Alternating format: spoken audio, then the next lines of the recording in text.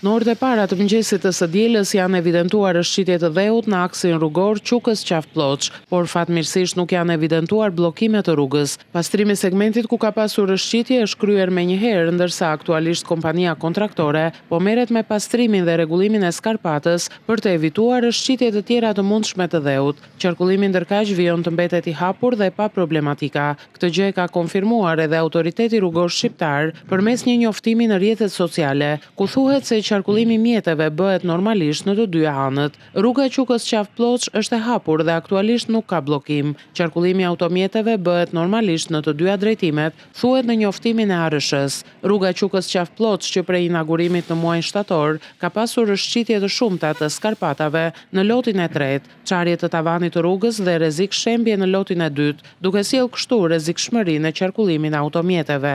Kujtojmë që për këtë aks rrugor u deshën 16 vjet për ndërtimin dhe kushtoi 216 milion euro.